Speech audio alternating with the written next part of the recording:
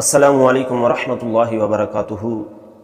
الحمدللہ ثم الحمدللہ، ماہ ربیع النور شریف شروع ہو چکا ہے اور یہ بہت ہی برکتوں والا رحمتوں والا مہینہ ہے کہ اس مہینے میں امام الانبیاء، سید الانبیاء، شافع روز جزا حضرت سیدنا محمد الرسول اللہ صلی اللہ علیہ وآلہ وسلم کی ولادت باسعادت ہے۔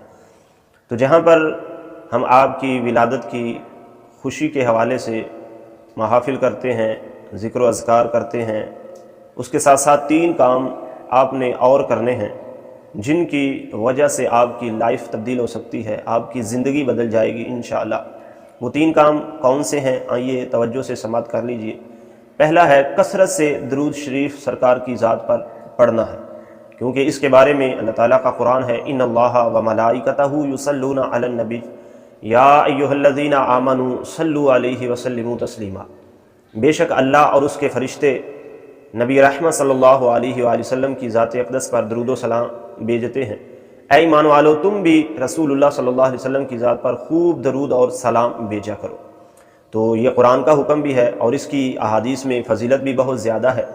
سرکار دو عالم صلی اللہ علیہ وآلہ وسلم کی ایک حدیث مبارکہ کا مفہوم ہے کہ جس نے ایک مرتبہ رسول اللہ صلی اللہ علیہ وآلہ وسلم کی ذات پر درود پڑھا، میرا اللہ تبارک و تعالیٰ ایک مرتبہ پڑھنے کے بدلے اس کو 10 نیکیاں عطا فرمائیں گے، اس کے 10 گناہ معاف کر دیے جائیں گے اور اس کے 10 درجے اللہ اپنی رحمت سے بلند فرما دے گا۔ تو اتنی زیادہ برکت اس کی۔ اب کچھ لوگ یہ بھی سوچتے ہوں گے کہ کون سا درود پاک پڑھیں، کون سا نہ پڑھیں۔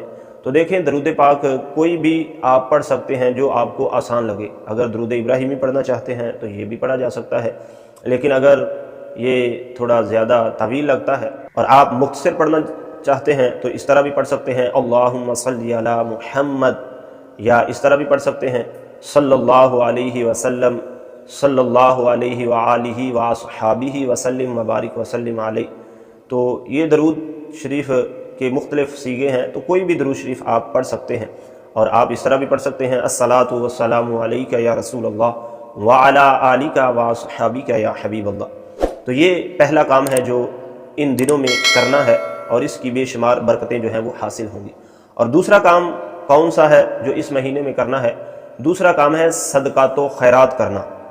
جو صاحب مال ہیں، جن کو اللہ تعالیٰ نے مال سے نوازا ہے، وہ اپنے عزیز و اقارب رشتہ داروں میں دیکھیں، گلی محلے میں، ہمسایوں میں دیکھیں کہ اگر کوئی غرباء ہیں، تو اگر کوئی ایسے لوگ ہیں کہ جن کو مدد کی واقعی ضرورت ہے، تو ضرور بر ضرور ان کی مدد کرنے کی کوشش کریں، کیونکہ غرباء کی مدد کرنا، کسی بھوکے کو کھانا کھلا دینا، یہ بھی بہت اعلیٰ اور افضل عمل ہے۔ تو یہ بھی کرنے کی کوشش کریں۔ اس کے ساتھ ساتھ تیسرا عمل کیا ہے؟ تیسرا عمل ہے رسول اللہ صلی اللہ علیہ وآلہ وسلم کی سیرت مطہرہ کا مطالعہ کرنا۔ کوشش کریں کہ رسول اللہ صلی اللہ علیہ وسلم کی سیرت کے حوالے سے جو مستند کتب ہیں ان کو بازار سے لے لیں اور ان کا مطالعہ کرنے کی کوشش کریں۔ لیکن اگر کوئی پڑھا لکھا نہیں ہے، پڑھنا نہیں جانتا، تو اس کے لیے یہ ہے کہ وہ علماء کے بیانات جو سنت کے مطابق ہیں، جن میں سیرت مصطفیٰ صلی اللہ علیہ وآلہ وسلم کے پہلو ہیں، جن میں رسول اللہ صلی اللہ علیہ وسلم کی سیرت اور صورت کے حوالے سے بیان کیا گیا ہے، ان کا مطالعہ یا ان بیانات کو سننے کی کوشش کریں۔ تو انشاءاللہ امید ہے کہ اس کے بہت زیادہ فوائد جو ہیں وہ حاصل ہوں گے، کیونکہ ہم مسلمان ہیں، تو ایز اے مسلمان ہمیں رسول اللہ صلی اللہ علیہ وآلہ وسلم کی زندگی کے بارے میں پڑھنا اور سننا چاہیے، تاکہ ہم اپنی زندگی جو ہے وہ سرکار کی سنتوں کے مطابق گزارنے کی کوشش کریں، سرکار کی سیرت کے مطابق گزارنے کی کوشش کریں، کیونکہ اللہ تعالیٰ نے قرآن میں فرمایا ہے کہ تمہارے لیے رسول اللہ صلی اللہ علیہ وسلم کی زندگی بہترین نمونہ ہے، لقد کان لکم فی رسول اللہ اسوۃ حسنہ۔ تو ہمیں چاہیے کہ ہم ان باتوں پر عمل کریں۔ امید ہے کہ میری بات سمجھ آ گئی ہوگی۔ دعا ہے کہ اللہ تعالیٰ ہم سب کو عمل کی توفیق عطا فرمائے۔ مجھے اپنی خاص دعاؤں میں یاد رکھیے۔